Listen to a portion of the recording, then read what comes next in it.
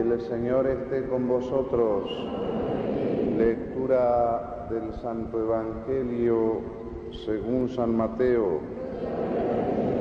En aquel tiempo los fariseos se reunieron para sorprender a Jesús en alguna de sus afirmaciones y le enviaron a varios discípulos con unos herodianos para decirle: Maestro, sabemos que eres sincero y que enseñas con toda franqueza el camino que conduce a Dios sin tener en cuenta la condición de las personas, porque tú no te fijas en la categoría de nadie. Dinos entonces, ¿te parece que se debe pagar el impuesto al César o no? Pero Jesús, conociendo su malicia, les dijo: Hipócritas, ¿por qué me tendéis una trampa? Mostradme la moneda con que pagáis el impuesto. Ellos le presentaron una moneda de plata y él les preguntó: ¿de quién es esa figura y esa inscripción? Le respondieron: del César. Entonces Jesús les dijo: dad al César lo que es del César y a Dios lo que es de Dios. Palabra del Señor. Lectura del Santo Evangelio, se nos perdonen nuestros delitos.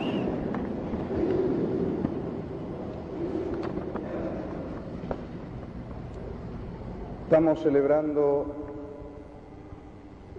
ese Día de la Madre, al cual vamos a cristianizar, porque vosotros sabéis que no es de origen muy cristiano que digamos, pero tenemos que hacer al modo que hacían los antiguos cristianos cuando se enfrentan con la Roma pagana o con Grecia.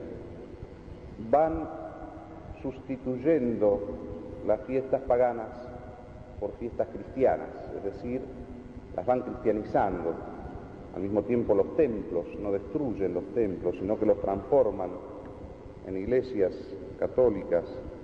Todavía en Roma existe uno que era el Partenón, y justamente el Papa por eso celebra la fiesta de todos los santos, porque el día que dedica ese templo a todos los santos lo hace de pagano cristiano.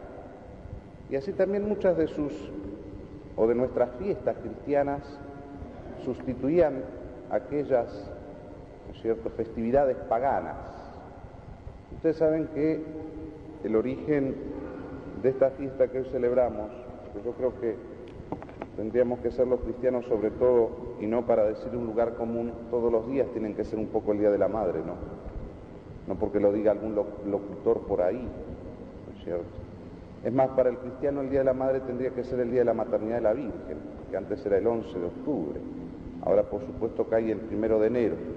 Para el cristiano esa es la fiesta de la Madre. Sin embargo, dije, vamos a cristianizar esta fecha a modo de los antiguos.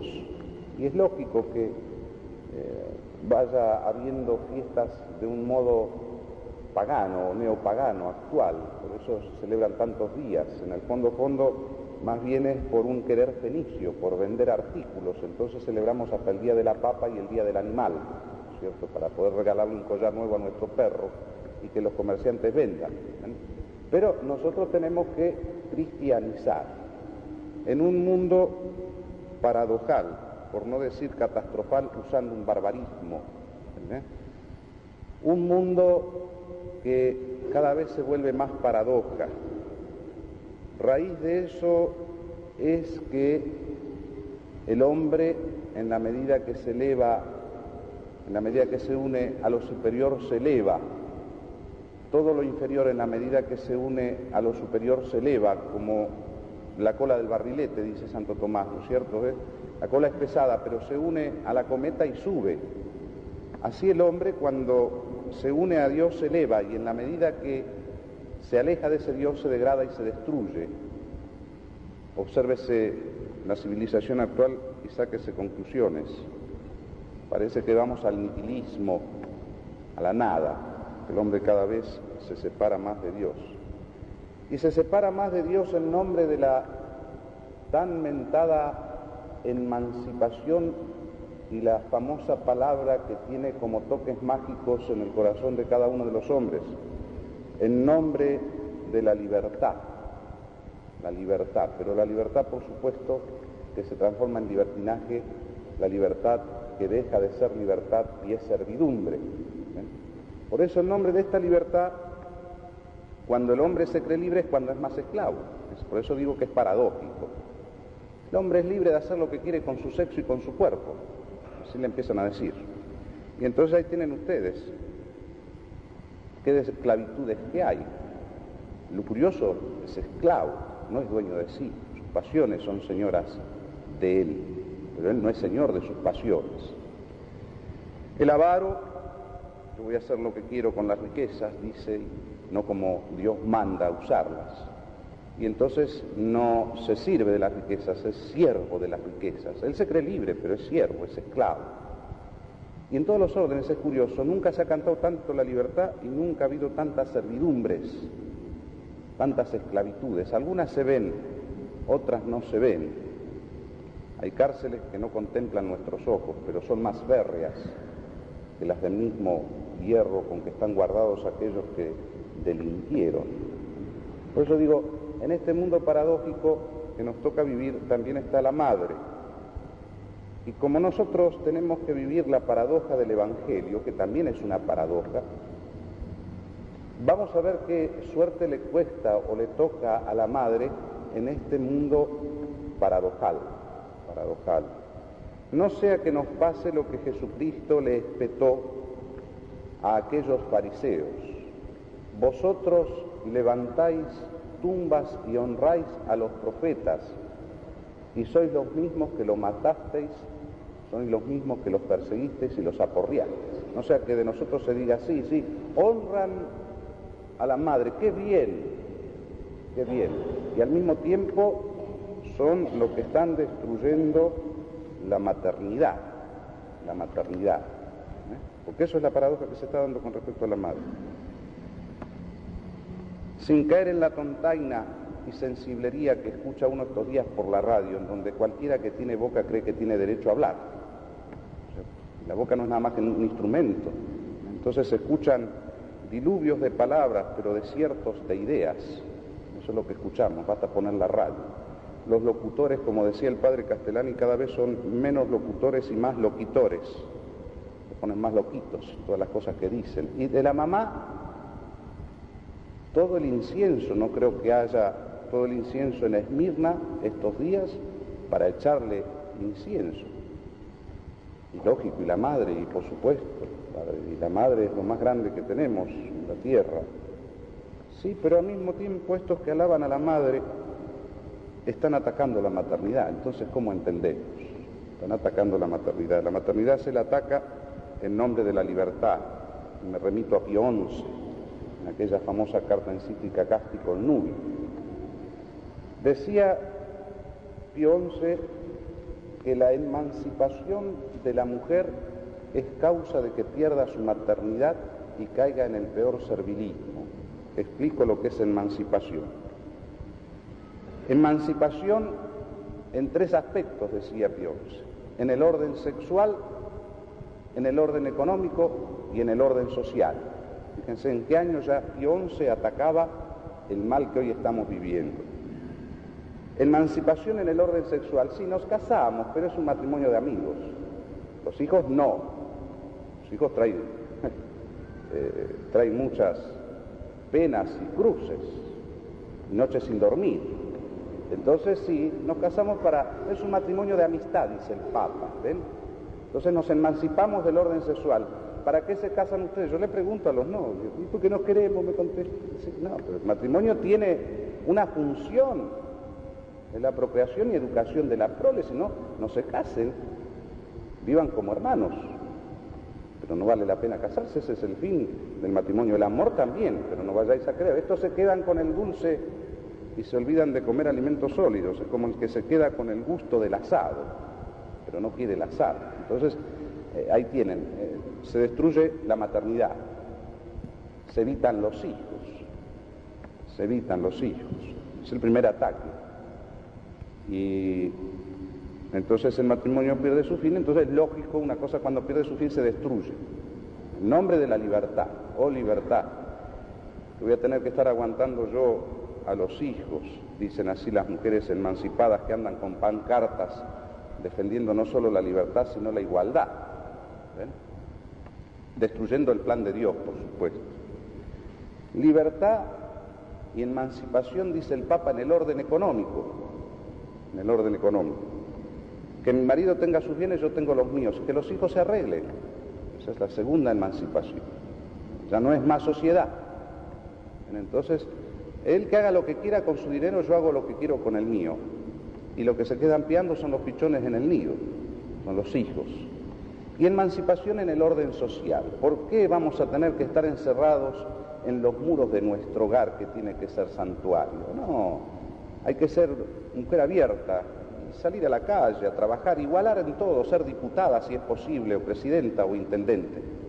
Total, el hogar, ¿no es cierto?, nos encierra, es estrecho. ¿Ven? ¿Y quién paga la culpa, el pato de todo esto? La maternidad, lo más grande que tiene o que puede tener una mujer. Yo te alabo, Padre eterno, no porque las hiciste bellas, sino porque a todas ellas le diste el corazón de madre, dice el Martín Fierro por ahí, nuestras esencias, ¿ven? Entonces, fíjense, y esto para no hablar del aborto. Cuidado, las mujeres, cuidado con los cosméticos, porque ahora hacen cosméticos con los fetos abortales. Cuidado, sobre todo si son importados, les aviso, es una advertencia. Cuidado. Dice Teresa de Calcuta que una madre que es capaz de matar un hijo en su seno, si estamos llegando a eso, es lógico que nos vamos a matar entre nosotros. Cuando la humanidad llegue a ese estado, la consecuencia es la guerra, y la guerra atómica, no vayan a creer que va a ser con flechas, como en el tiempo de nuestros indios y conquistadores, ¿no es cierto? Si una mujer es capaz de matar al hijo en su seno, ¿cómo no nos vamos a matar entre nosotros? Y San Agustín decía cosas fuertes, fíjense, ya en su tiempo, porque en todos lados se cuecen habas, y ya se cocían habas allá también. Dice así en el libro sobre las nupcias y la concupiscencia: alguna vez llega a tal punto la crueldad lasciva o la lascivia cruel que procura también venenos de esterilidad, y si aún no logra su intento, mata y destruye en la entraña el feto concebido, queriendo que perezca la prole antes que viva, o si en el vientre ya vivía, matarla antes que nazca. En modo alguno son cónyuges, si ambos proceden así, y si fueron así desde el principio, no se unieron por el lazo conyugal, sino por estupro, y si los dos no son así, me atrevo a decir, o ella es en cierto modo meretriz del marido, o él adúltero de la mujer. Palabras duras, era doctor de Hipona. Nos estamos olvidando de estas cosas, pero la dicen los santos, la dicen los santos. Por eso digo, está bien que honremos a la madre. ¿Cómo la tenemos que honrar? Después de Dios, lo más grande, nuestro Padre y nuestra Madre. Pero no la honremos con los labios y después estemos a favor de la regulación de la natalidad, ¿no es cierto?, a favor de los abortos, a favor del divorcio, porque entonces estamos siendo como aquellos hipócritas que levantaban monumentos a los profetas, y eran ellos mismos los que lo mataban. En obras y de verdad hay que honrarla. Por eso tenemos que cristianizar este día, y en ese sentido voy. Hay que cristianizar otra vez este neopaganismo que nos chumba y está quitando todos los rastros y vestigios de ese occidente cristiano. Entonces debemos empezar por casa, queridos míos. Está bien honrar a la madre hoy, llevarle una flor, honrarla con nuestra buena conducta, sabiendo que el tesoro más grande que tiene la madre es el hijo, y que lo único que ella quiere en su vida, en el fondo, cuando es buena, es que sus hijos sean buenos. Eso es lo único que quiere.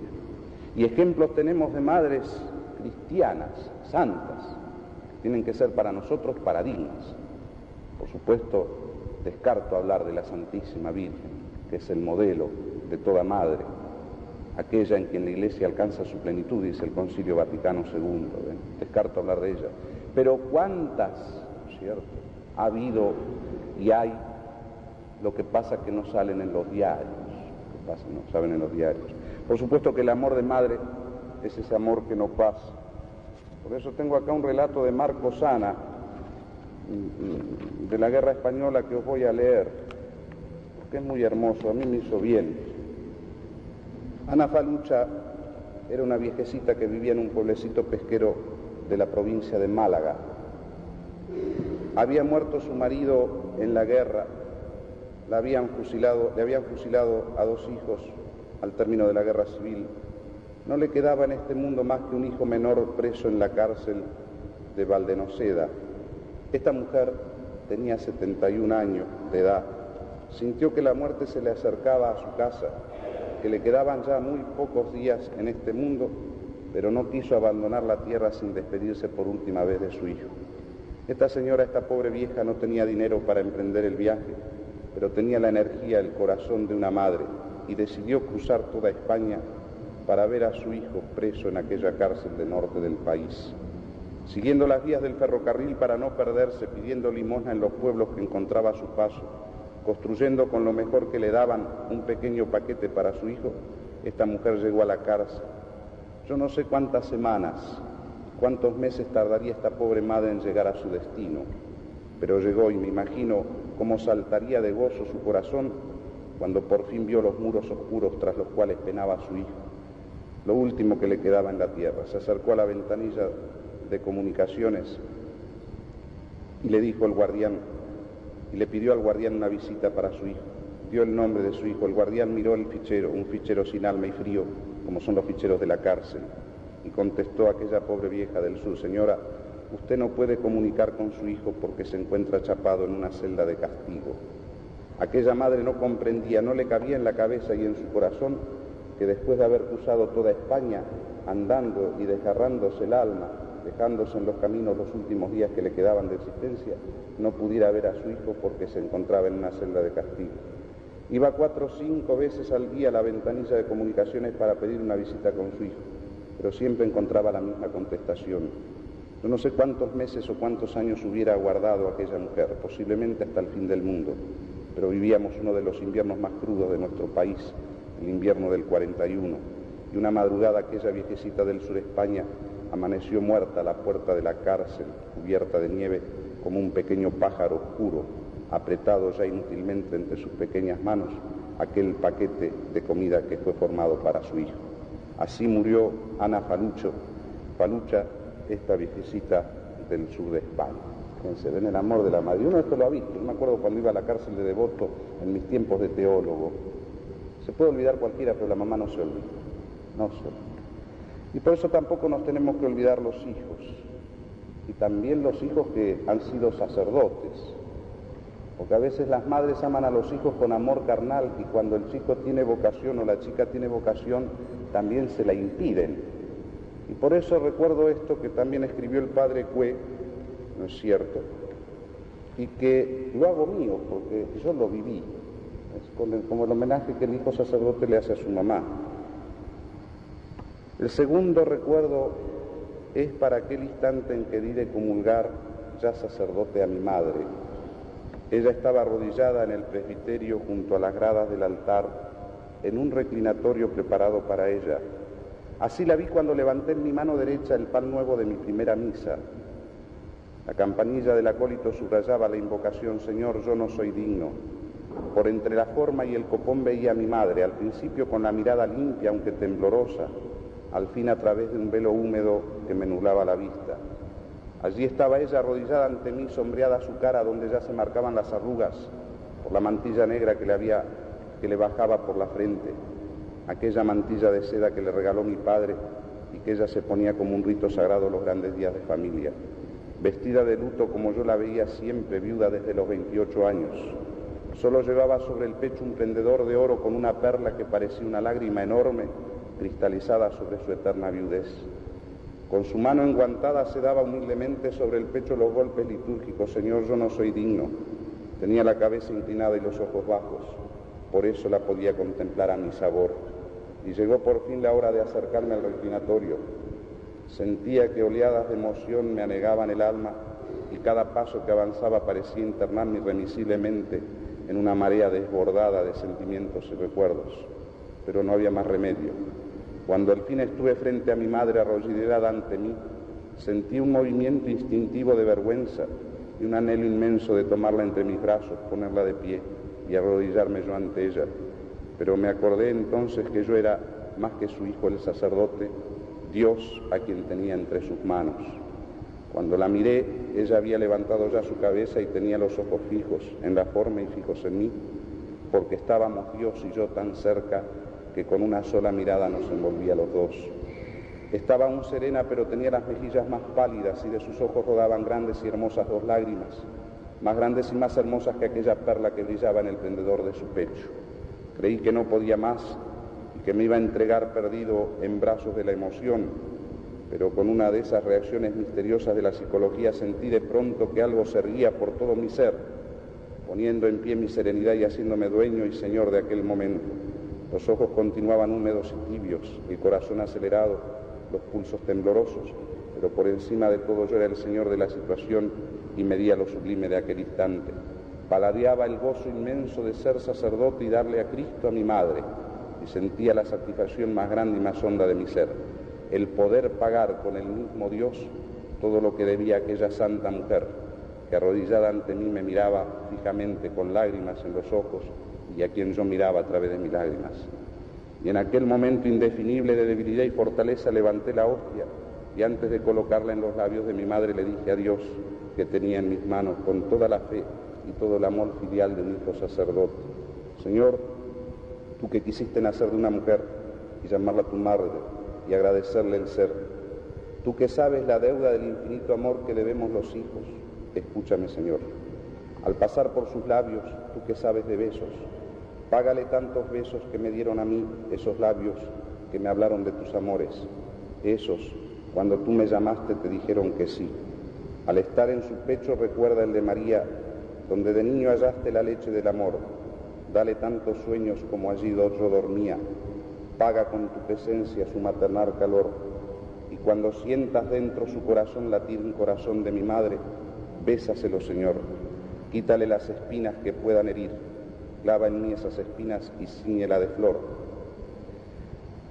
Por sus penas, tus rosas, y por la vida humana que ella ha encendido en mí, alumbra en sus entrañas las fuentes rumorosas de esa vida divina que yo le doy en ti. Después de haber pagado mi deuda, tú a tu vez paga lo que le debes, pues eres su deudor. Tú le pediste el hijo, sostén de su viudez, y ella te dio aquel hijo con infinito amor. Tracé en el aire firme y lenta la cruz ritual con la blanca forma, y luego despacio y midiendo el regalo inmenso que le daba a mi madre, puse entre sus labios a Dios hecho pan. Yo la miré un instante y me sentí el hijo más feliz del universo. Por eso lo digo para las mamás que por ahí tienen hijos o hijas que tienen vocación, que sepan el regalo inmenso que les hace Dios. Y por eso le pedimos a la Virgen Madre en esta misa nos dé defender y honrar a nuestros padres, y defender y honrar a la maternidad, esa maternidad que hoy se encuentra tan atacada y a veces implícitamente y sin darnos cuenta. Que ella desde el cielo nos conceda esa gracia. En el nombre del Padre, del Hijo